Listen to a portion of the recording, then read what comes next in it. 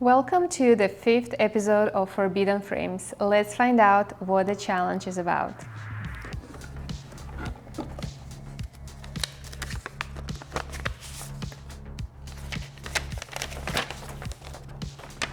Photography style, focusing on storytelling. Preparation time, you have 72 hours to style this boudoir photo session. Challenge, you have to create a boudoir style inspired by David Dubnitskiy. You're limited to your studio and must build a setup in or outside the studio. Time, you have only 2 hours to complete the session. Equipment, Nikon FM2, Sekonic 858D light meter. Film time, 35mm film of your choice. Lighting style of your choice. Model, you're limited to one model. Passing rules, you must have at least one image to complete this challenge. If you fail the passing, you will have to rebuild the set and model for the reshoot in your lingerie. All right, so now let's see what equipment I have here. Okay, this is Nikon FM2 and the light meter. So let's see if I'm going to make the boudoir history with Nikon FM2 or not.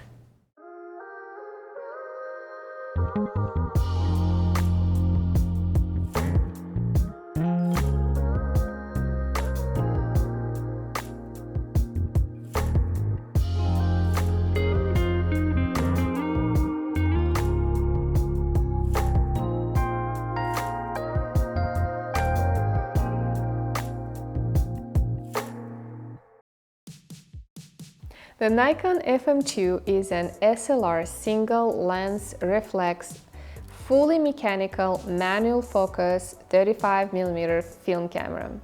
This camera is known as one of the Nikon's greatest ever made. The product was released in 1982 and discontinued in 2001. In 1984, Nikon upgraded the FM2 and launched the FM2N model with a flash X sync of 250th of a second. Around 1993, Nikon introduced the FM2T model, with the T stands for titanium. In 1994, Nikon produced only 300 rare FM2T year-of-the-dog cameras, identifiable by the dog image next to the model. The Nikon MD12 motor drive, an automatic film advance up to 3.2 frames per second, is a great accessory and addition to this camera, along with the 50mm f1.4 f-mount lens. The camera has an incredibly fast shutter speed of 4,000 of a second. In one of my previous videos, I mentioned that the famous photograph The Afghan Girl by Steve McCurry was captured with the Nikon F3, but many of you reached out providing more information and evidence that the Afghan Girl was actually captured by the Nikon FM2 in 1984. There are 4 models of the Nikon FM2, the regular FM2, FM2N, available in black and chrome, FM2T and FM2T Year of the Dog. The one I have here is FM2N, identifiable by the 250 flash sync in red on the shutter speed dial and the N indicator at the back of the camera. The current value of the Nikon FM2 ranges between $400 and $5,000, depending on the model, and the price of the collectible FM2T Year of the Dog will continue to increase. So I'm trying to bring this into my foreground, but I believe this is going to look like a really dark spot in the photograph. So I have this light over here, the video light that I was using earlier. Let's see if that may help.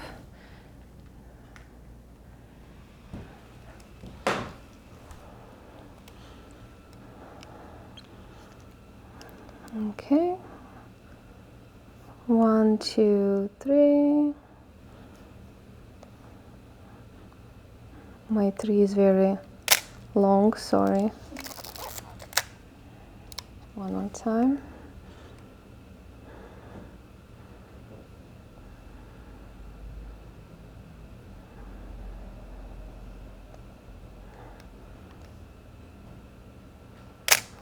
I'm gonna do vertical as well because it feels a little bit more safe to me.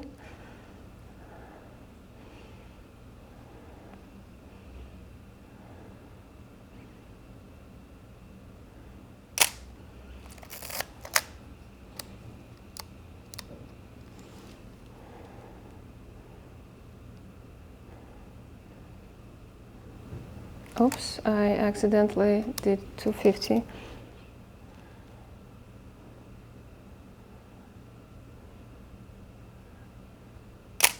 Okay, and now if you can look back at me.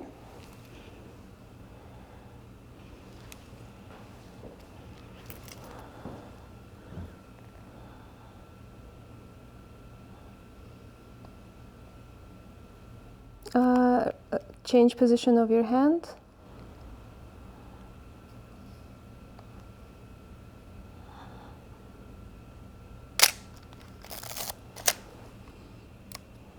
All right. Can you do one shot for me, please? One shot? Just to make sure that, just like an experimental shot. For this session, I had to creative storytelling in the style of David Dubnitskiy. So I looked up his work and I found a story that I could tell in my studio considering the challenge limitations. I originally wanted to do the shot outside of my studio, but we have an intersection that always has accidents, and I was worried the session would be a distraction and cause a car crash.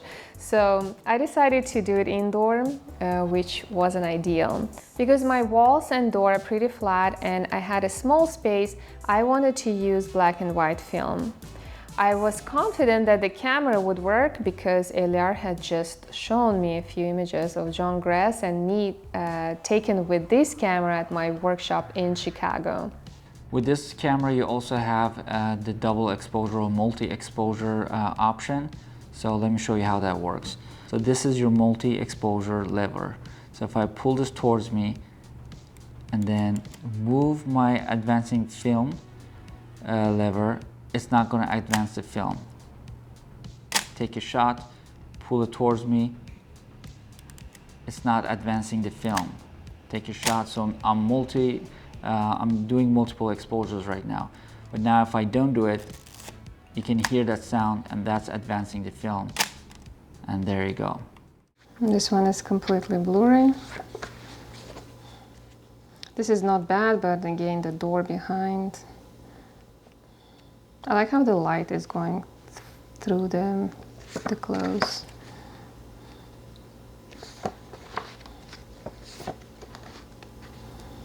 Well, this is a little bit bad lighting over here. I'm not very pleased with the final images. There are many details in the images that I wish were not there. I have lots of out of focus photos. The images are in color when I wanted them black and white, and I don't like the feel of the 35mm Fujifilm ISO 400. Everything about the session looks off, or maybe it's just because my vision was completely different and I can't personally accept it. However, I'm not going to accept the loss in this challenge because Eliar dropped the ball and loaded the wrong film. So I did select a few photos as final images. We purchased the Nikon FM2 and with a 50mm f1.4 lens for about $350. We spent $11 on 35mm film and $27 on processing, printing, and scanning. But we also spent $100 for the model and $80 for lunch. So the total amount that we invested in this shoot was $568. Overall, I'm not very happy with my final results, and it's not what I envisioned, but it was mostly Eliar's fault for loading the wrong film in the camera. On the other hand, he also saved the day because he managed to take a great shot that I really liked and I will use.